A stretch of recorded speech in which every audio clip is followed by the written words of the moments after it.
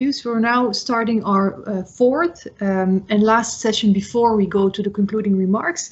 There's still two speakers who I will introduce to you. In the fourth session, we will still continue to focus on European funds, but broaden the perspective a bit. As Wannes Ribbens already said during his presentation, that he would not talk about the widening participation and spreading excellence program, because we have another distinguished speaker who would like to talk to us about this, and this is Dr. Stefan Weiers, who is responsible for this program at European Commission. Dr. Weiers will speak for about 20 minutes, and then there is the opportunity to take some questions for him. So if you have questions that arise during his presentation, you can put them in the chat. I will read them, or I also have some questions that were sent to me. We can discuss them then.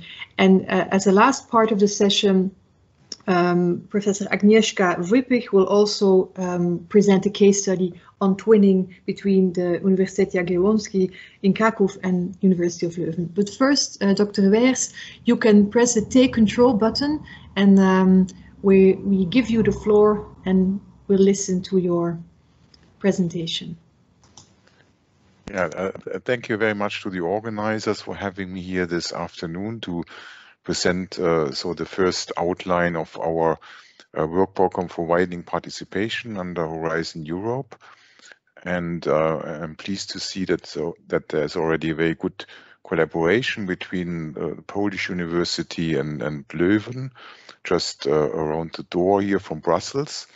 So what I would like to do to walk you very quickly through the key components of this program component, and hope to give you some ideas also for future collaboration between your universities and other partners. I would just like to start with an overview, a recap of the overall architecture of Horizon Europe that you are probably well familiar with. You know the classical three-pillar construction that I do not need to reiterate. But you see then a quite important part is this bar on the bottom. In the negotiation was called the pilier couché in French, but shouldn't be the pilier caché, because it's very important since it connects the three pillars and has a strong cross-cutting dimension. You see also that it is composed of two components. On the left-hand side, widening participation and spreading excellence, and I will focus my presentation on this part. And on the other side is the reforming and enhancing the European R&I system. The first part, the first component, is a ring-fenced part with a privileged participation of a certain group of countries, whereas the second one, that has on the other hand a lower budget allocation, is open to all countries without any particular conditionalities.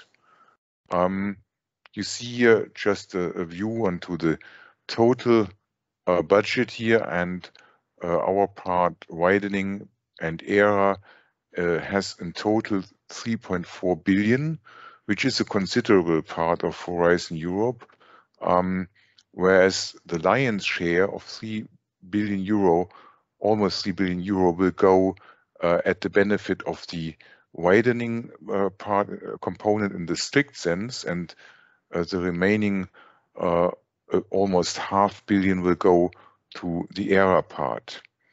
I would just like to summarize it as an introduction in a nutshell what are the key novelties from, let's say, on a macro level for widening. I presume that a part of the audience here in this room or in this virtual room are already quite familiar with the widening under Horizon 2020.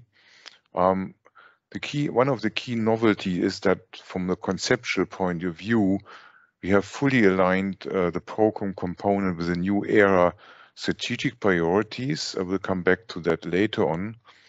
And also, the club of eligible member states has slightly changed based on a background research that we did using a simplified indicator set with the dimensions R&I performance expressed in highly cited publications, innovation performance indicated by patent application, and the overall prosperity of the countries. And not surprisingly, maybe for you, Luxembourg had to leave this club, and Greece stepped in because Greece was dramatically hit by the crisis, and also the R&I performance was dropping in the wake of the crisis, the financial crisis, I mean, not COVID. Then the associated countries who were already in this group before will also join because they have similar characteristics. Then a novelty is that the EU outermost regions are fully eligible to host the coordinator. This was a political decision because these outermost territories that are geographically disconnected but are wonderful holiday destinations like Guadeloupe or La Réunion, but also the Azores or Canary Islands, they have to face this, particular challenges because of their geographic isolation. Then we will fully implement what we call the Advancing Europe package. These are a number of additional measures beyond the traditional widening actions to boost the participation of less research performing countries. And last but not least, we will put much more emphasis on enhanced synergies with regional policy, the transnational missions, and the regional smart specialization strategies. Okay. For these reasons, we have grouped our actions into 3 destinations. As you know, the new work program logic is nowadays based on destinations that bundle a number of calls. And here we have under destination 1 destination 1 we have labeled to be improved access to excellence, and here you find the traditional instruments, teaming, twinning, a new instrument on excellence hubs. I will come to that later. Then the European Excellence Initiative for Higher Education Institutions in its widening dimension, a hop-on facility, and last but not least, cost and NCP networks. The destination 2 is bringing together ERA chairs. It's about attracting and mobilizing the best talents. And then you have ERA chair and 2 different brain circulation grants. And the third destination that relates to the other part, reforming and enhancing EU research and innovation system, that I will not cover in my presentation today. So what are the overall political impacts expected for the destinations? Well, the first one, it has a strong ambition to increase science and innovation capacities for all actors, and to have a modernized and more competitive R&I system in the widening country. So we really have here the ambition of systemic changes and reforms, but also we want to promote reforms in institutions at the level of institutions and make them more attractive for talents. There should be, in general, a higher participation success in Horizon Europe. Therefore, we have this service package under Advancing Europe that really should help the applicants to increase the quality and quantity of their proposals. We also want to have stronger linkages between academia and business and improve career permeability, and also to strengthen the role of the higher education sector. In addition, we want to have a better involvement of regional actors and an improved outreach to international scale for all actors involved. One of the, let's say, workhorses, or some people say also one of the flagship initiatives in Horizon 2020 was teaming, that you know certainly very well. I do not need to recap all the details. It's about developing lighthouses and role models, centers of excellence that should also have a favorable impact on reforms of the national R&I system. The projects are focused on the single center of excellence that should be modernized or to be created, which is relevant at the national level in a chosen scientific domain. So that's rather bottom-up scheme, but there are some conditionalities because we want also to have a synergy with cohesion policy and the complementary financing, and therefore the applicants are strongly advised to align the concept of the project with their regional smart specialization strategies. It is a large CSA grant. It goes up to 50 million. We have changed a bit the rules of the game.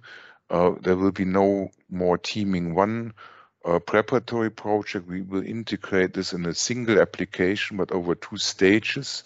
So at the first stage, only excellence and impact will be evaluated. We will set the benchmark here quite high. And then the winners of this stage will be invited to submit the full proposal. That should also include a commitment letter from for the complementary funding. The Excellence Hubs is a new initiative under Excellence because the legislators required us to launch initiatives for excellence, and so we have decided to address both innovation excellence but also the excellence of universities and higher education institutes. Here, the Excellence Hubs. Here we speak about innovation excellence that should be developed in what we call place-based innovation ecosystems, where you have 4 kind of players working together: academia, business, regional government, and societal actors. And some of you may know this concept of the quadruple helix, which is well known in innovation literature. And here we want to bring that into action and to life with such a project. It's 1 grant, CSA. The activities that are to be funded will be development of a strategic research agenda. A small research project can be embedded. We will also have a kind of, we will ask for an investment plan that should open the gate to additional funding from other sources and to ensure the long-term sustainability of this activity, and we encourage for synergy with cohesion policy and the European innovation ecosystem, as well as the European Institute of Innovation and Technology. Of course, we will ask for collaboration, European collaboration. There should be at least 2 networks or ecosystems working together, they are they should be grouped along also alongside a strategy or a value-adding chain, or for instance, they could also respond to European policy priority, such as the green and digital transition. So what I forgot to say at the beginning of the presentation, that these slides I'm showing now are really focusing on the novelty, because the time is short. So I explained the novelties a bit longer, whereas you know what is twinning and what are cost actions, so I will not talk too much about that. The other one is the network of higher education institutions, where you have networks of universities or other higher education institutions with a balanced geographic coverage, who are not yet present in the 41 European university pilot alliances. They should build together initiatives on transformation, on a transformation agenda of the higher education sector, and to build integrated networks to make them prepared for the future collaboration or participation in university alliances. Okay, here twinning is also still mentioned. I just focus on the particular novelties. The good news for future twinning project is there's an upgraded budget, and it will allow for the integration of a smaller research project. In addition, we will ask for mandatory activity on research management. Cost is also fully integrated.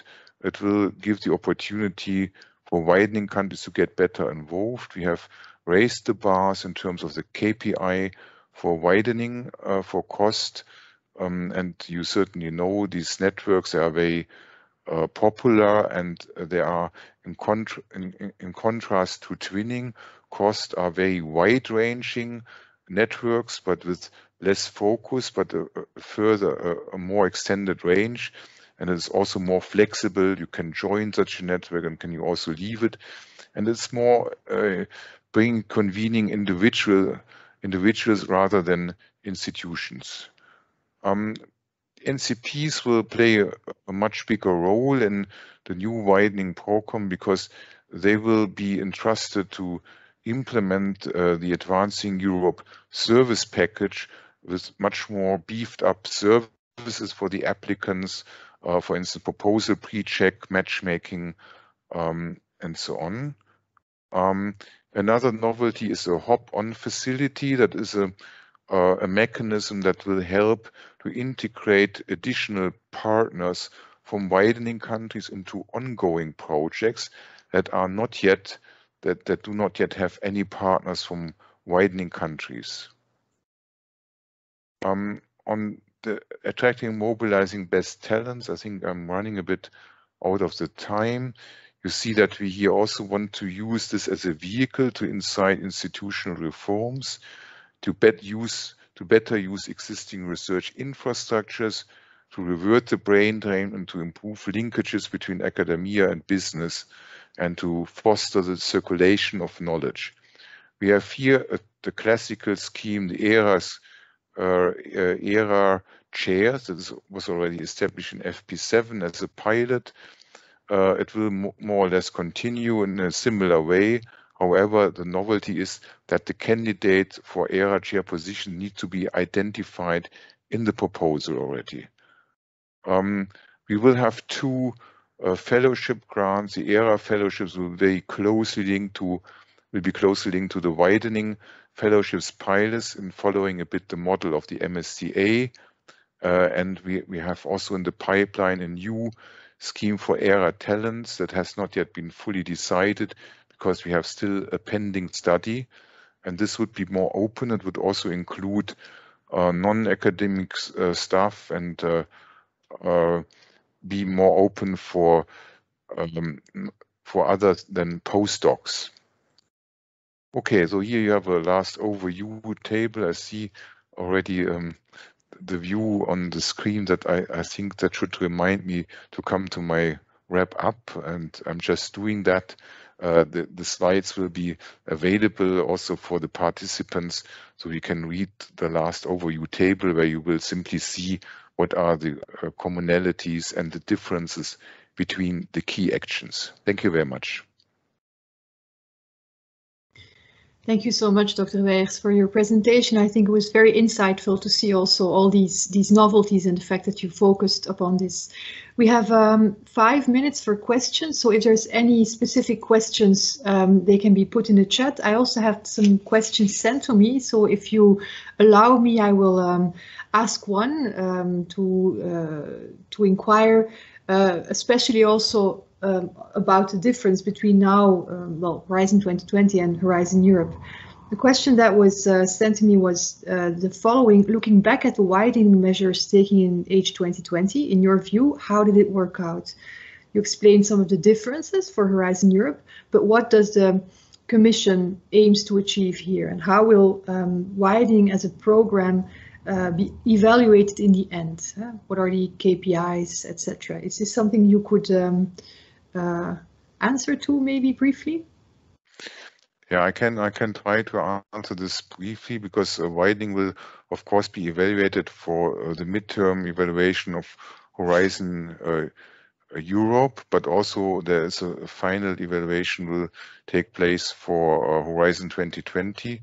I cannot elaborate on all the KPIs, but for us, I mean, one of the KPI which is of utmost importance is actually the financial return to widening countries and to EU 13, sorry, because in the past the widening program was actually has been, how to say, motivated by dissatisfaction among EU 13. What I can say in this regard that at the beginning of FP for Horizon 2020, the financial return was at 4%, and it now has been increasing up to 6%. So we are improving that regard. We can also see that participation success of widening countries is getting better. It's getting closer to the EU average. But what is important to say is also that within the group of the widening countries, there's a very strong variability. So there is, you can divide it also in subgroups where you have some of them are already very close to Western European R&I systems and countries. I could mention here in this case Estonia, the Czech Republic, also Slovenia is quite good. But there are also two other countries, for instance, Romania, Bulgaria, they are still strongly lagging behind. This is, in my opinion, also very strongly linked to the efforts that the national governments are undertaking to fund and support R&I, and especially here public R&I, and this is immediately reflected in this figure. So we can do something. We are also doing a lot of surveying. We have a wealth of data on this, but the time would be too short to go into further details. Okay, maybe just one short more question, which only requires a short answer because it's linked to, and it's also or maybe I will give the floor to Wannes Ribbens because he put a question in the chat, and he asks, isn't there a risk for the Hop-On initiative that in some cases partners from widening countries will not be included at the application stage, but will be referred to the Hop-On scheme to enter the consortium afterwards? This as a way to maximize the budget. Maybe if you can answer this briefly, this would be very kind. Yeah, thank you. This is a very good and well justified question. We had also internally long discussions about that and also with the member states. If I may say my personal view here, this risk cannot be 100% excluded, but it can be managed and mitigated. The matter is here that it's also about a good, let's say, communication policy that we still have to do. We will start that with an info day on the 9th July, and we should absolutely discourage that as a practice. Also, there will be a risk, for instance, if consortia that are having already a widening partner on board, to put this partner in the waiting queue in the hope that it will fly with the hop-on. This can become very quickly illusionary because there will also be competition, and we discourage that. If we notice that, I think also in the evaluation we will advise the evaluators to look into such suspected cases and to prevent that.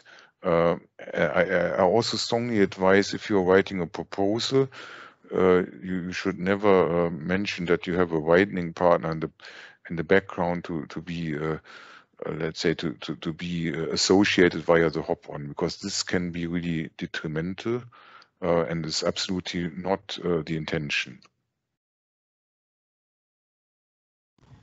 Okay, thank you so much, Dr. Weiers, for your answers and for your presentation. I will then move on now to our last speaker of this session.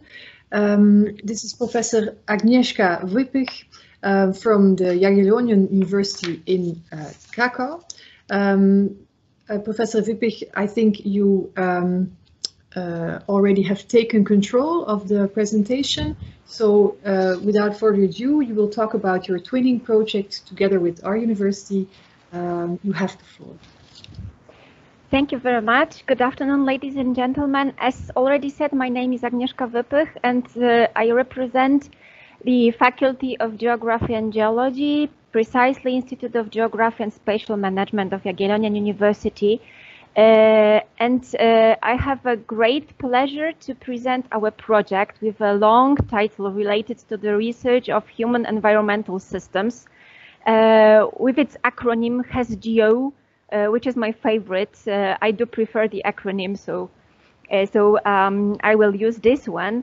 And this is an example of the twinning project, as already said, and the project is quite young. We are in our 6th month, started in the 1st of January this year, and the project will last 36 months, so we do hope for the fruitful results.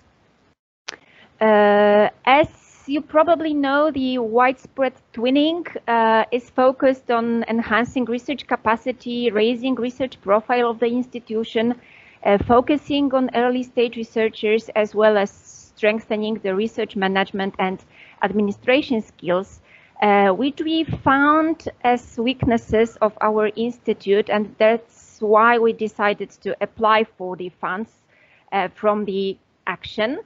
And therefore, the Jaggiellonian University is, of course, the main beneficiary of the project, especially as said, Institute of Geography and Spatial Management. And we invited 3 expert partners who agreed to share the experience in both research and project management development, who are as listed, the Faculty Department of Geoinformatics from University of Salzburg, Geography Department from Humboldt University Berlin, and of course, Department of Earth and Environmental Sciences from KU Leuven. From this department especially, we work with geography and tourism, as well as forest, nature and landscape divisions. And don't going deep into the project structure, just to focus on this cooperation. This is what I would love to do. Just to give you the overview, the main goal of our project, because of our expertise, is to enhance the research capacity and stimulate our scientific excellence in studying human environmental system of the Anthropocene. It's quite a top topic nowadays, so that's why we decided to give this umbrella topic to the whole project. But of course, we will follow the 3 main goals, which are to increase the participation of our institute in international research programs, particularly already mentioned different pillars of Horizon Europe, to improve scientific and academic skills and knowledge of the staff, with the special focus of early stage and PhD researchers. And finally, in a final stage of the project, we would like to create a center of excellence of the international importance in precisely in advanced HESGEO studies. What we would like to focus also on are the Earth observation techniques. So this is also this technical part of the project. What we would like to do is, or we have already started to do, is to realize these 3 goals via 2 main approaches. The project structure is structured from 6 work packages. 3 of them are the core ones, focused on main activities, and differently to the other project presented, we gave the floor to our partners, and each of the expert partners is responsible for one of the work packages, but this responsibility is not conducting the work package, is just the coordinating the activities within the package. And the first approach is to create the research teams. The research teams consisting of young early stage researchers and These research teams are led by postdocs, 6 postdocs already employed in the Jaggiellonian University, and we would love to, let's say, use the expertise of our partners who decided, who agreed to train, to mentor the activities done by these research teams. And the idea of the research team is quite simple. Each research team has its research idea based on the interest of the research team leaders as well as the research team itself. And each research team is supervised, mentored, or even co-mentored. Sometimes we have 2 supervisors for research team chosen from our partner universities. And the main idea is, of course, to integrate young leaders with the mentors and with the topic to improve the skills they already have and they could to improve, develop the new research ideas in the field of health and human environmental system, as well as geospatial infrastructure. This is the second part I mentioned before. And this is the core of the project somehow. I mean, each research team should prepare the research project proposal. So we are going to prepare 6 research proposals to be submitted to different actions. And of course, we would love to build the durable networks with partners and stakeholders. I will say a few words in a minute. And according to Q11 and your experience, the team is already engaged in the 5 of 6 research team works.